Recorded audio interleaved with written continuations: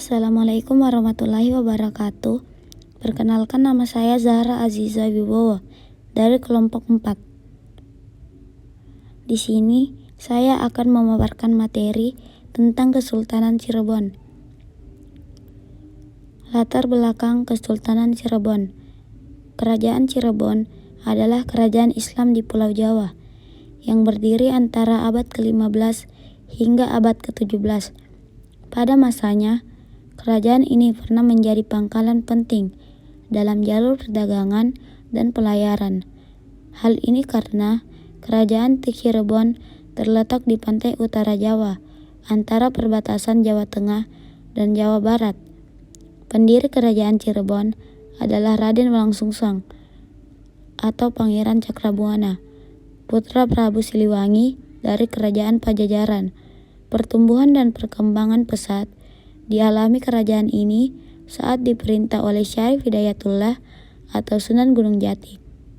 Di bawah kekuasaannya, Kesultanan Cirebon mengalami pertumbuhan pesat di bidang agama, politik, maupun ekonomi.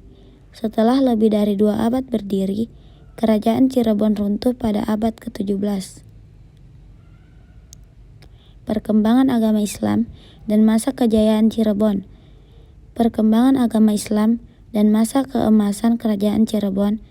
Salah satu raja terkenal kerajaan Cirebon adalah Syarif Hidayatullah atau Sunan Gunung Jati yang berkuasa antara tahun 1479 sampai tahun 1568 Masehi.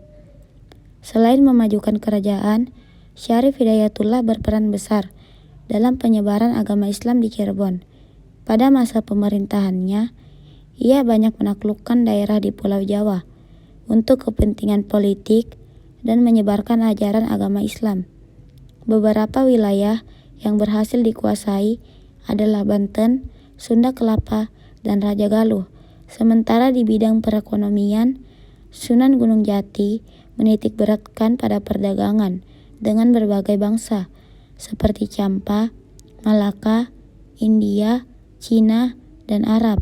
Sunan Gunung Jati kemudian diyakini sebagai pendiri dinasti Raja-Raja Kesultanan Cirebon dan Kesultanan Banten serta penyebar agama Islam di Jawa Barat. Keruntuhan Kerajaan Cirebon. Runtuhnya Kerajaan Cirebon dimulai pada tahun 1666 pada masa pemerintahan Panembahan Ratu II atau Pangeran Lasmi.